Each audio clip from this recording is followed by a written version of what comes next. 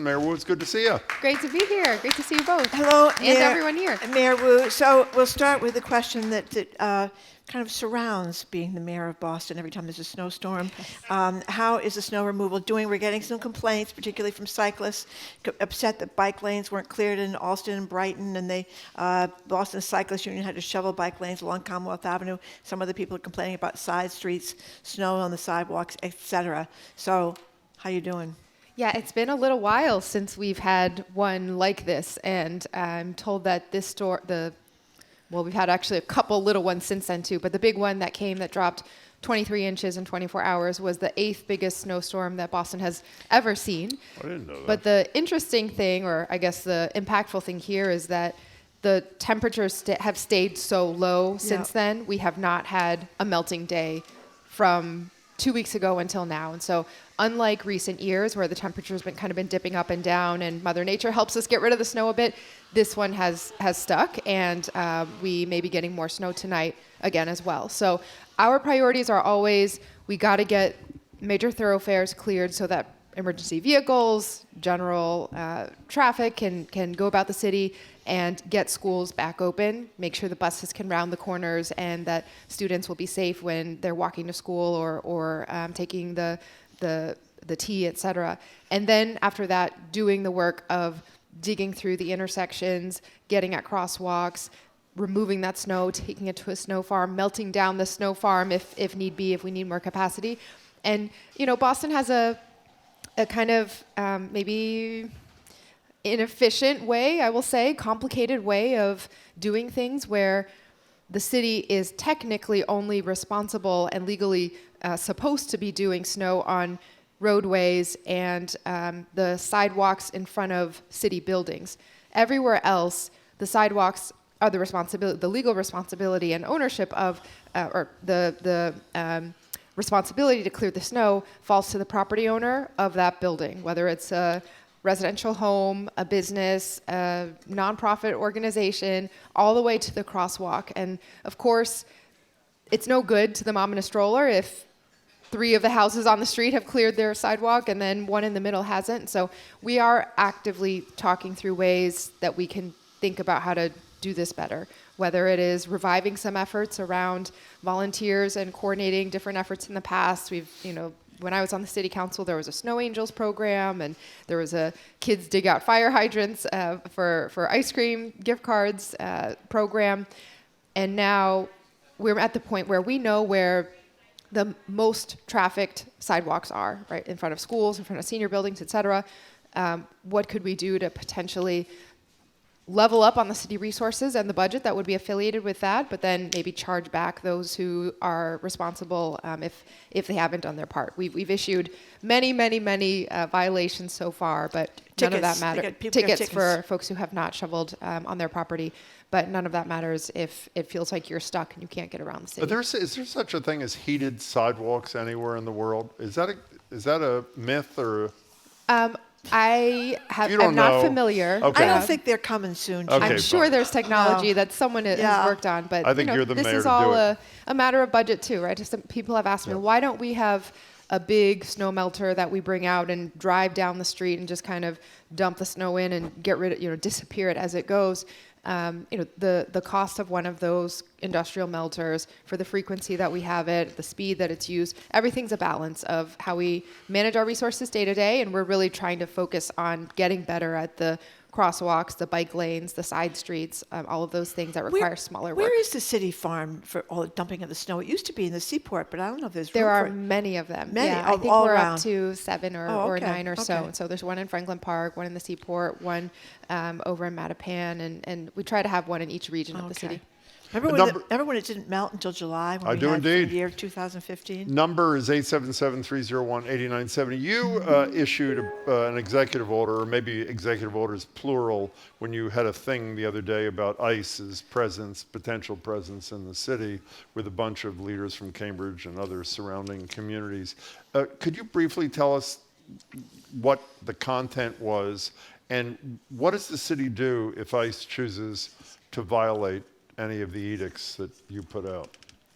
The executive order that I signed and that we coordinated and was very proud to be a Greater Boston region resident that day and every day.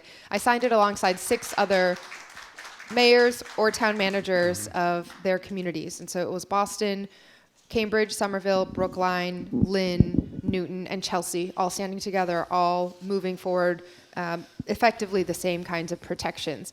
And we were very clear this is about what we can control as a city, despite what others might choose to do, and reiterating our community's intention to follow the law and to uphold the law, no matter who that accountability might apply to. And so these orders to protect against violent and unconstitutional federal operations really reiterate what the role of our police departments and the role of our city agencies are, which is to make sure that everybody is safe, to do so through de-escalation, to do so through showing up when residents are in need and rendering medical aid right away, should it ever come to that situation. And to remind everyone that, for example, if someone were to try to enter your home without a warrant, whether or not they are describing themselves as a federal immigration official, you should call 911. And in that case, our police officers are prepared to respond, to use their training in de-escalation to de-escalate that situation, to verify what information may or may not be true, because we're now in a world where so many acts are being committed that are against the law that it's hard to even understand whether someone is who they even say they are. And so worries about impersonation of different agencies or different levels of types of officials, and then of course the behavior itself, whether or not it's coming from someone who is technically affiliated with the government. So what if an ICE agent goes on property that you said they cannot go on? Does a Boston cop arrest that ICE agent? Oh, right, that's another provision. Yeah. So we all signed, similar to what the governor has done as well, alongside the Black and Latino Legislative Caucus, that state property and now city property will not be used for staging purposes for immigration enforcement. And that includes properties like libraries, community centers, schools, where they are public buildings, but they are public for a stated purpose and not for other purposes that will not happen inside. Now, this is not to provoke conflict between multiple armed officers of different levels of government. We are being clear what the rules are and what our decision to use public property will be. Should the federal government choose, for example, to violate that law, violate these orders, we are not asking or requiring or encouraging our officers to enter into any kind of conflict, but we will be there to document the violations of laws happening, to record with body-worn cameras, to use official police reports, to release all of that information, to be there in numbers with whatever technology we have to document any violations for future legal accountability also when that reckoning does come. One last related thing, and then we're going to get to your calls and texts, we promise, at 877-301-8970. I was sort of surprised when a California federal court yesterday ruled on the California legislation that banned masks on federal law enforcement people. I assumed that the finding was going to be this is a federal province, you can't mess with them. In fact, what the judge appeared to say, I think, correct me if I'm wrong, the problem with the law is it didn't apply to state and local people equally. And she seemed to be saying if every law enforcement, federal, state, local, could not wear a mask, she would have ruled it to be constitutionally permissible. If that's the case, would you include that and put something, I don't know if you had to put it before the city council, that would ban the wearing of masks by these federal agents?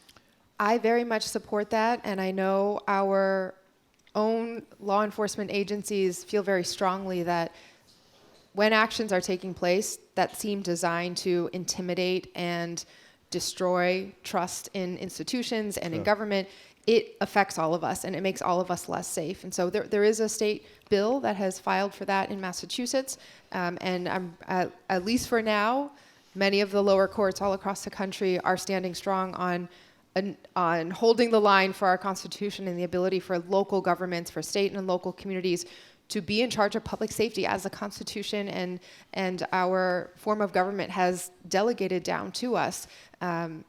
Unfortunately, a lot of these are getting appealed up. We will see what happens. But every day that there is a bit of room or delay or some action that gives a little bit more space from the lower courts, that makes a difference too. Well, you could do it in the city rather than waiting for the state. Is it something you'd entertain as a possibility?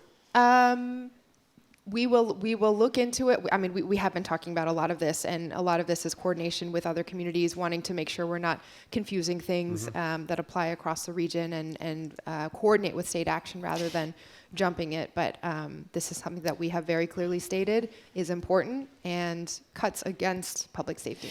Just one more ICE thing. Tom Homan, who's now running it in place of that Bavino guy who's been kind of pushed to the side, has said that if he could get cooperation from prisons, we don't have any state prisons in Boston, but we do have the Suffolk County lockup. And his argument is that if they could go into a place like a prison or a jail where someone is getting out after having served their time for whatever crime they committed, why can't the people in the prisons and the jails cooperate with that, and that would avoid his having to do so many apprehensions on the street? What do you say to that? Do you think that's legitimate or not? Our, when we're enforcing public safety, it's important to have clear parameters and to have not to rely on having to make specific distinctions based on specific situations.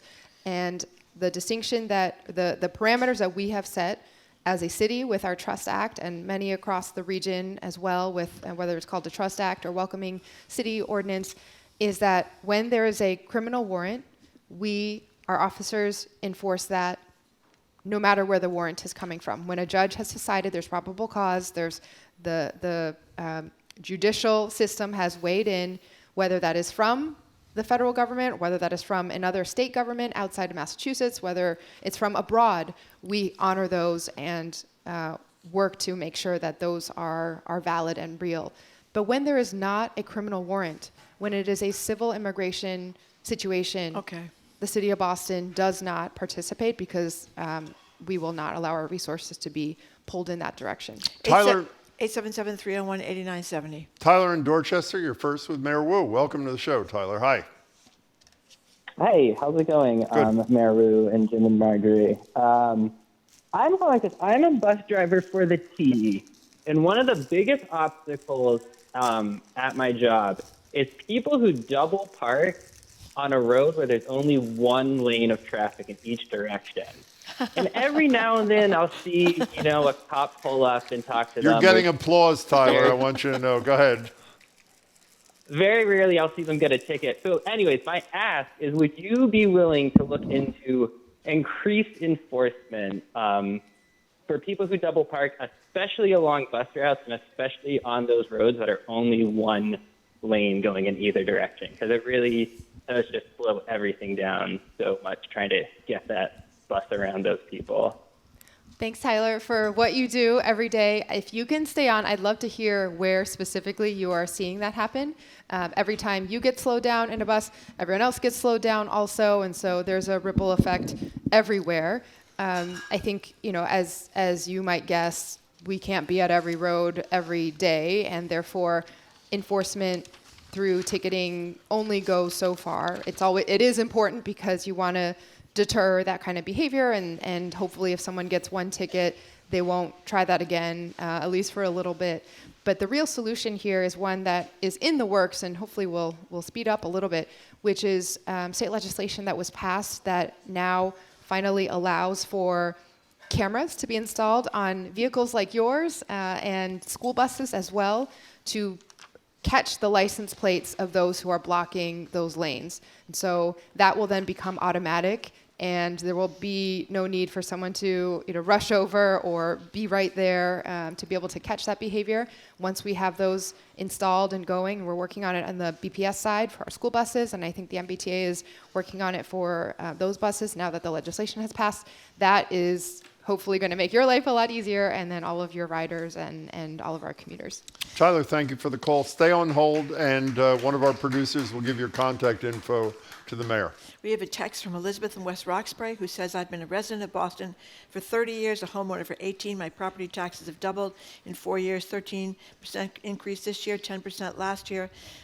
Senator Nick Collins says the Wu administration has increased the budget 26% in 4 years and added 300 positions. Now the cost for White Stadium have almost tripled. I think it's not tripled, but I think is it tripled?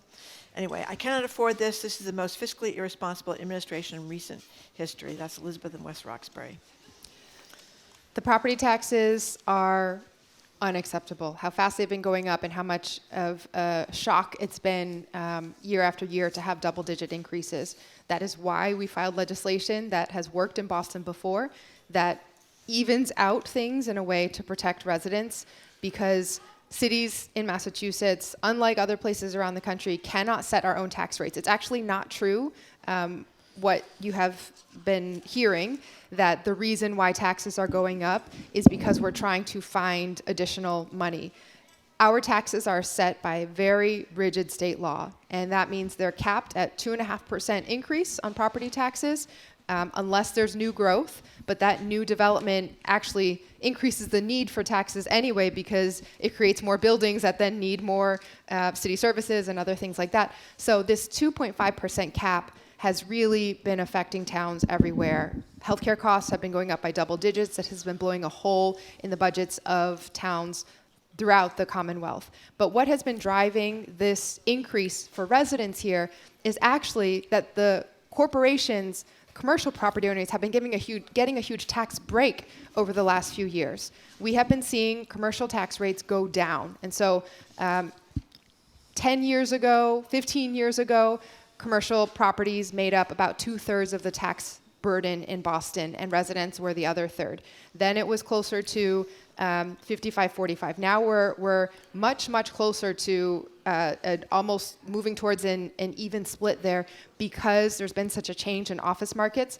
But the way for that to be absorbed back into the system should not be for residents to make up all of the tax break that corporations and their commercial property owners are getting. It should be to even it out so that they get a slightly smaller tax break and residents do not have to have a huge tax spike. So we are not being driven by a growing budget for how the taxes are allocated. That is state law, and we've been trying to get the flexibility to change that. Those 300 positions also, I want to make very clear, we added positions after the pandemic when many things were just sort of put to the side administratively while the city was all hands on deck trying to save lives and take care of everyone.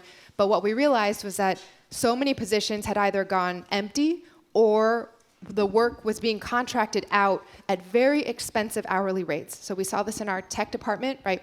Building the website up or maintaining different online registration things. We would have online contractors working on those tasks for very expensive hourly rates that now we can do in-house for much cheaper and get it done faster. Similarly, some of the building maintenance, we were contracting out plumbing or other kinds of specific needs for facilities maintenance. Again, much more expensive than just hiring someone to do that in-house. They can manage all of the buildings that the city has, and that has ended up not only saving money, but allowing us to be able to get to those building repairs much faster than if we had to be on a timeline to put out a contract to bid, et cetera. So some of those things are kind of cherry-picked together. We obviously need relief on housing costs, and property taxes are a huge piece of that in Massachusetts. So we're going to keep pushing, and we've also been fighting to just fill up these office buildings so we get commercial properties filled up, get their values back up so that that burden will stop being carried by residents. You know, one of the things Elizabeth said in her text was the tripling of the cost for White Stadium. You announced on Friday that the figure for the city, which you said is the final one for reasons you can explain, is 135, which is almost triple. The initial was 50 for the city, then it went to 90, and then to 135. If you knew when you proposed this that the final city commitment, as you say, was going to be 135, would you have done it? Yes. And I want to clarify, because the way city governments and public sector agencies in Massachusetts have to build buildings is also very different. And so it kind of feels sometimes flipped a little bit, where you might expect that if you want to build something, you name the price and then you do the work for that price, right? We are subject to state bidding laws that require us to break down what we're trying to build and then into each component of what's needed to build that. And then all of those items are bid out, and the market comes back and we take the lowest qualified bid that actually matches what the needs are. And that is what builds the final budget for any project. So we always go through this phase where there's a placeholder amount in the budget, which is the capital budget, which is a 5-year look ahead, lots of moving pieces. That first chunk is never intended to be fully representative of where the project will go. It's meant to kind of reserve a place in the pipeline for design and development. After that early kind of chunk in the capital budget is held aside just as a placeholder. Then it moves into real design, going out to the community and asking, what do you want to see if we were to do a renovation, for example, of the city's home for BPS student athletes?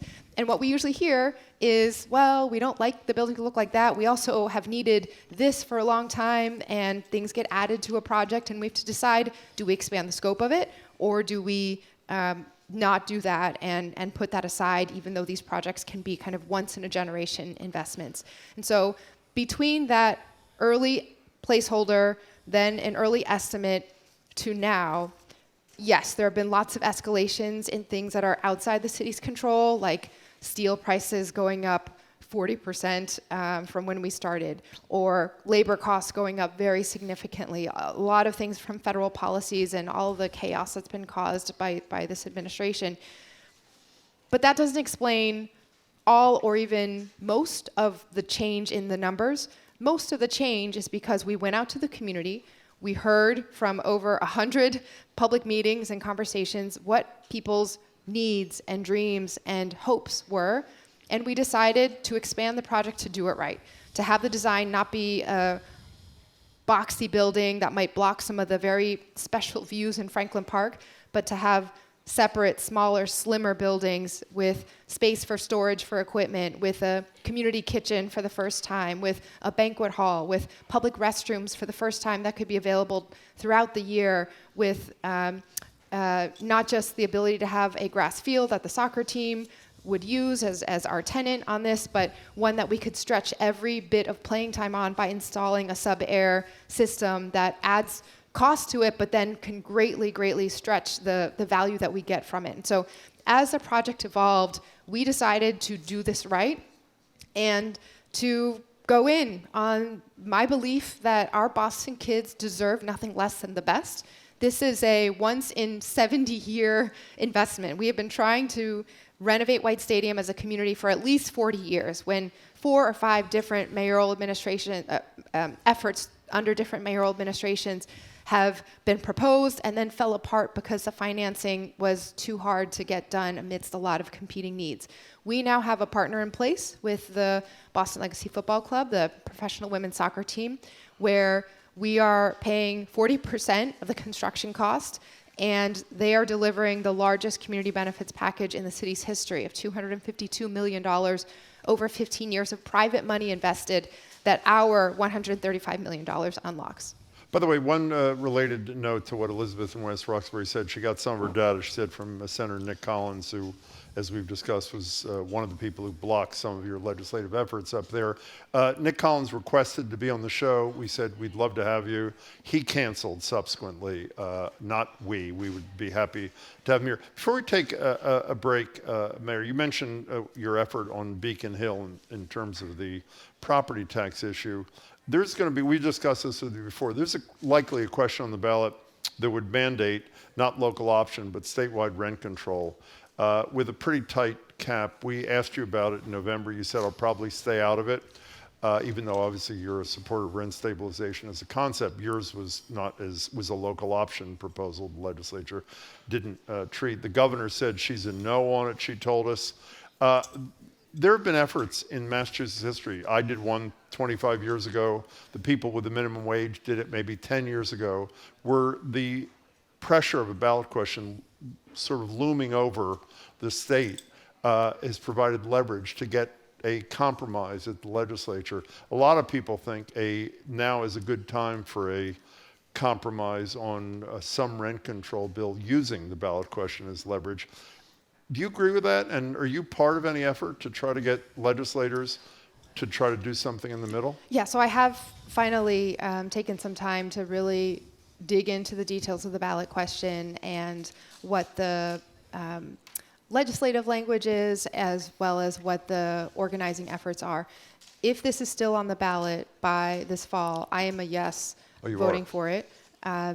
It's not perfect, and it's not what the city of Boston put forward as a balanced proposal for our city that was based on a ton of research and stakeholders representing all parts of different views and interests that would really preserve housing production while protecting against egregious rent increases. So this is different from that, but I'm not going to let the perfect be the enemy of the good in this case when there is so much urgency and pressure from housing costs on our residents, and every other avenue that we are going down, whether it's a very reasonable transfer fee on sales of properties over $2 million at the point when the sale happens, when the funds are there for a small transaction that would have delivered tens of millions of dollars specifically targeted for affordable housing that we have put up 3, 4, multiple times to the State House that hasn't gone anywhere, or our past home rule petition on rent stabilization and rent control, or property taxes. Something's got to give, and there's always a better solution that comes out of legislating and being able to pass something with nuance than the kind of hammer of a ballot initiative. But we need to see something happen, and I hope there can be some compromise worked out, because every city's condition is actually quite different from each other. But we need to see some action, and so I will be voting for it if it's there. By the way, we are overwhelmed, this is typical for our listeners, with texts about heated sidewalks, Mayor. Marilyn Randolph says Christian Science Plaza. Anonymous says Summit BC. Hold on. What? She said that ones at Christian, they had them for snow melting, but they don't work and they're no longer used. Okay, whatever. Linda from Clinton says Lake Placid, Japan. Lake So there are a Placid, few. okay. And you want to make an update on the number of snow farms, correct? Yes, I would like to correct the record because my amazing team has been wanting to make sure we have this right. There are 13 snow farms across the city of Boston. And I neglected to say, and really should always start with this, the team that does this work is absolutely amazing. We were at Frontage Road right before the cold snap and the snow that happened on Saturday. We were there on Friday just to say thank you, because there are 500 city employees and contractors who have been working nonstop for a month now. They are there 24 hours a day. The rest of us could be signing executive orders or writing a letter or sending off a tweet or something like that. But it is the team members who are out there, and they really have been going above and beyond. Again, getting through all of the city's snow time and time again, and then pitching in whenever someone identifies a situation that may not actually be the city's responsibility, whether it's the MBTA, one of their bus stops, or a sidewalk that is still critical. They've been going and diving in on that too. So I just want to say thank you to all of our city workers. You know, speaking of the snow and the cold, Shirley Young covered a tragic story of a man who apparently did not want to go to a shelter, was outside a South Station, but there was this sort of gentleman's agreement between the governor and the people that run South Station to let people in when the weather becomes extreme below 32 degrees. Apparently that stopped. I know it's not you, it's the state, but is there something that you could do about this? Because South Station obviously is in the city of Boston. I know our teams have been in constant touch about this issue, and we have the best of the best working for the city for some time now. I am, we every year go out and do a census of on-street homelessness. On a winter night at midnight, we head out, and Jim Green, who has led the city's efforts on this for many, many years, was on his, I think it was his 39th census, annual census, and he knows everyone, has been working at this and has been able to share the places where we have seen a big improvement, right? Many of the places where we used to find people as I was out with the team, we didn't see anyone at all. And that's been a function of more shelter capacity, better mobile outreach. There were vans going around, and that happens all throughout the year, but especially before a storm or during a cold snap. All of our organizations come together, and many of the usual rules and requirements are relaxed as well, just to encourage everyone to get inside as quickly as possible. So you would approve, this man froze to death, is that right outside South Station, so you would be fine with people allowed into South Station for the overnight period when the cold gets to and it should willing never happen anywhere, Okay. but especially in the city of Boston, that someone has to struggle to be somewhere warm at night. And we do everything we can to make that happen. And there have to be multiple options and pathways for people to do so, feeling comfortable, feeling safe, feeling like they're doing so with dignity as well. And that's what we're always working I know Marjorie said it's a state issue, a T issue, et cetera, as Shirley said in her piece. Have you made any efforts around this most recent locking of doors? Have you made calls? I know and Jim and our chief of housing, Sheila Dillon, are in constant conversation with the T and with the state. Deborah in Brighton, you're on with Mayor Wu. Hello. Yes, good morning. I'd like to feel blessed to have all three of you in my life. I'm proudest to have you as the mayor, Mayor Wu. I want to talk to you about something that has been plaguing me for years, and that has to do with the amount of road salt that is placed on our roads after you just paid high compliments. It's really hard for me to talk about this because of those hard workers. However, if you consider the amount of salt that's being put on our roads, especially in flat areas, it is, I've read. Hey, Deborah, can I interrupt you? Your connection is It's so horrible, bad. yeah. If you could just state your question so we don't lose you. Yeah. So what's the question? Just very briefly, though, road salt, affects infrastructure, metal, concrete. It affects aquatic organisms.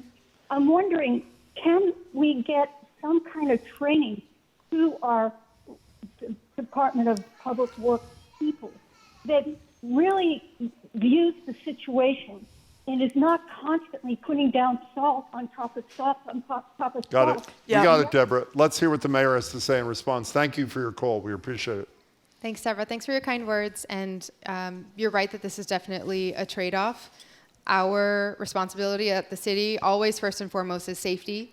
That is safety in every season, and in winter, salt is definitely a part of that because we want, wherever possible, the roads to be able to get to pavement. And when you pre-treat with salt, it does make a big, big difference in, you could take a certain amount of snow and it won't accumulate on those roadways, and then we don't have to worry about slipping, sliding cars into snowbanks or worse. And so, but you're absolutely right that it does have other impacts as well in terms of our ecosystem and nature and some of the materials and other infrastructure that's affected by that. We do have other kinds of salt that is used, for example, in the public garden and in parks that is specifically designed to be able to raise the melting point of snow, but not harm wildlife and vegetation in that same way. So, it's not as effective always, and there's always trade-offs that come with it, but we are exploring ways that we can achieve a better balance there. Deborah, thank you much for your call. We appreciate it. Here's a good text, Madam Mayor. I'm a young person in Boston, desperate for a better nightlife. It's so expensive to go out here, much like everything else in the city. I know this might be at the state level, but is there any chance of Boston legalizing happy hours anytime before I am 30? I am a 23-year-old who needs a cheap drink. I am all for that. Believe me. It's actually not it's not a small issue. It's not a light sort of trivial thing. This is a real economic driver for young people and for others who are making decisions about where to make their lives and where they feel welcome and can have fun and connect with people. For businesses also who are deciding whether to make investments and sign a long-term lease. I have heard from restaurant owner after restaurant owner when we talk to them, you know, what would make Boston's food scene more vibrant? What would make it easier and faster for you to open a restaurant? Permitting, they say, and so we're working on that. We have gotten rid of some of the permits and annual fees, and we're charging full steam ahead on making that process faster and more supportive. But also the rules, state laws that cap the number of liquor licenses so that we have to ask every time, and we've been very grateful to work with the state and have gotten 225 new licenses over a period of years, and some of them are already exhausted for the neighborhoods, are already totally taken up for some neighborhoods. Others, we still have some left, but restaurant owners are thinking about whether or not to open that next business, and when the costs are high, it just means that we're not going to get the new creative concept that is from someone brand new starting out because they're taking a huge risk.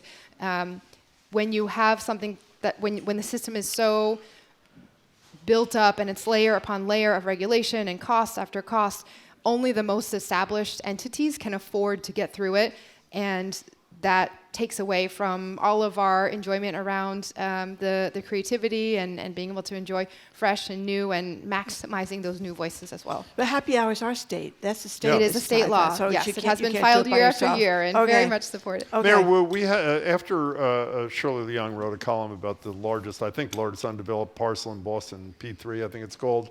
You were on the show, and the line that will live forever, Shirley got it wrong, has been memorialized. Shirley responded to that. Shortly after that, Jeff Brown was here with Amari Paris Jeffries. Reverend Brown is part of the development team. One of the things Reverend Brown said, first thing she, meaning the mayor, called it a pipe dream. Our project isn't a pipe dream. It's actually a deferred dream. It seems to me that what both Reverend Brown and Shirley are saying is that your decision that this development team was not going to be able to get it together, but I think your person said, of course, they can continue to bid to be part of the process. What both were suggesting, and I'm curious to know why you didn't take this path, was that in addition to Madison Park proceeding, as obviously was your decision, why the development project of Tom O'Brien and Reverend Brown couldn't continue to proceed on a parallel track. Why are they not part of that deal? I think do you understand what Yes, I'm saying? Okay. yeah. Okay. And in fact, I really believe everyone actually wants the same ultimate result, which is that in this tract of land, which had belonged to the community and then was ripped away during urban renewal 6 decades ago, and in exchange for promises that there would be a school there, there would be some healthcare access there, and then there would be economic development there. The school was built up, Madison Park, and now so many years later is in deterioration and needs major investment and major renovations.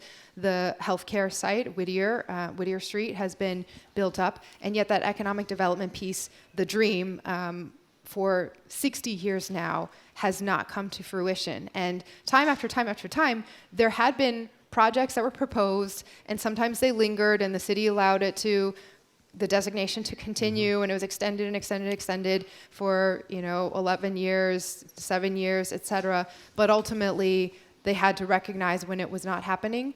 Here we have a situation where there was a designation made under a different economic set of conditions, right? It was a project that was developed, pinned on lab and life sciences being the economic engine that would allow for every other community benefit to be paid for out of it. And then the designation was extended again and again and again over the course of 3 years.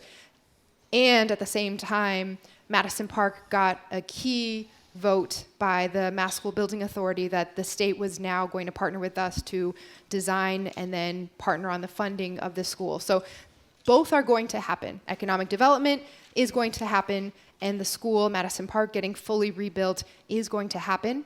But we cannot legally be planning both on the same exact parcel of land at the same time. And so we cannot have two entities both holding legal designation or jurisdiction over the same parcel of land and making key decisions about how that will be used. Something has to be prioritized first in just the timeline of it. And because we now have the funding and the state partnership, and that vote happened in early December of last year, we moved quickly to let that economic development parcel's designation expire as it had been scheduled to in January in order to start the planning process for the school.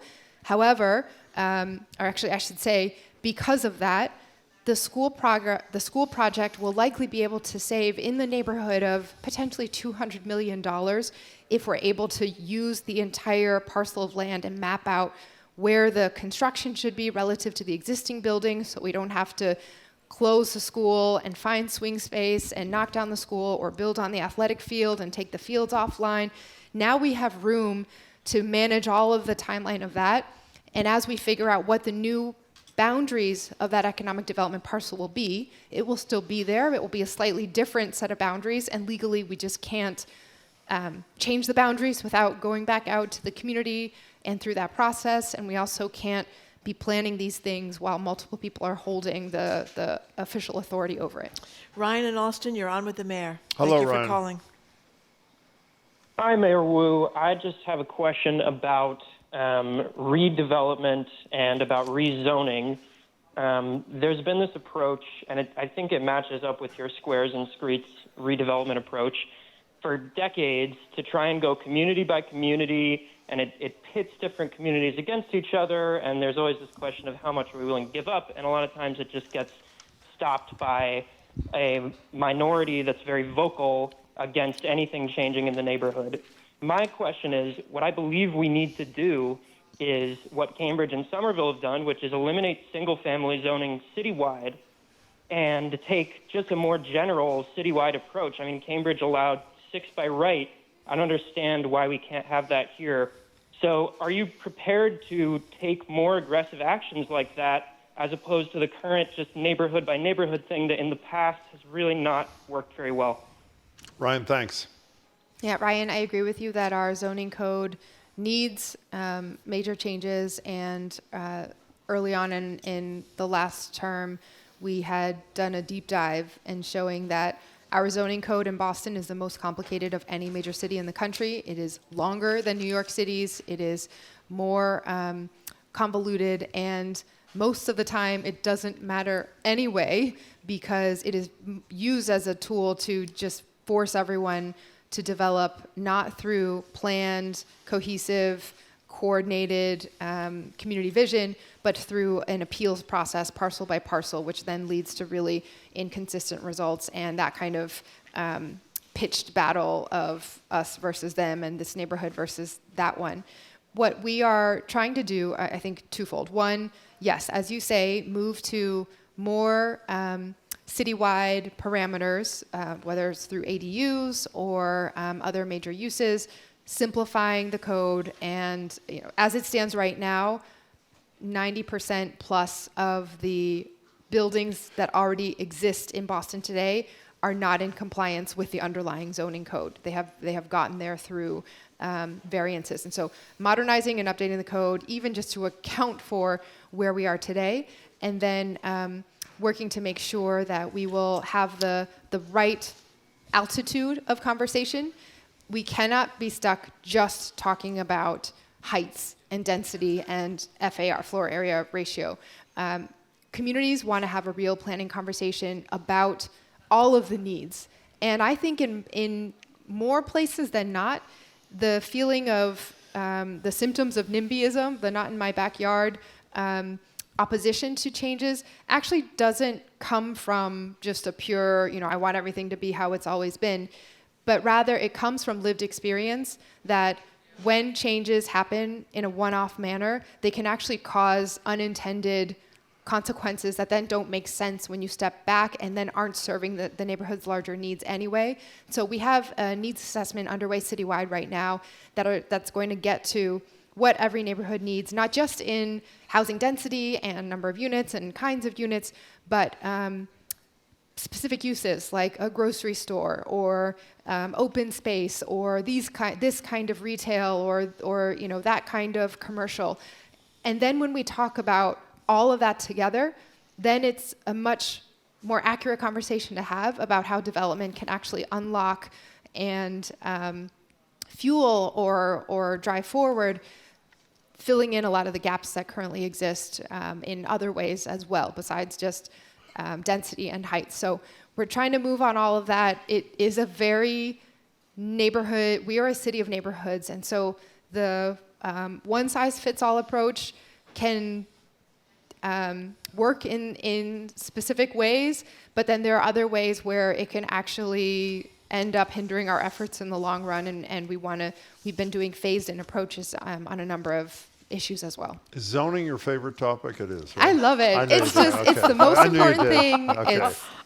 By the way, ADUs are accessory dwelling units or granny flats kind of thing. We only have a couple minutes left. Quickly, you brought us. Yes, this was related to our investment in, I don't know what the color profile is We'll of each fight of you, about but it after the gray show. or black, or gray or dark gray, I guess. These are BPS Athletics hats. Thank you. For the Thank first you. time through Thank our you. White Stadium deal, we will be creating a BPS Athletics booster fund that this partnership is also generating. So we'll have a way not only to build a stadium, create the spaces, but then sustain it every year afterwards and make sure our young people, Franklin Park, and the larger community have resources. We only every have year. 90 seconds left. A bunch of people have texted ask what the city is doing for Black History Month before Trump bans Black history. And in a related question, what was your reaction to the posting by Trump of those images of the Obamas on the bodies of apes?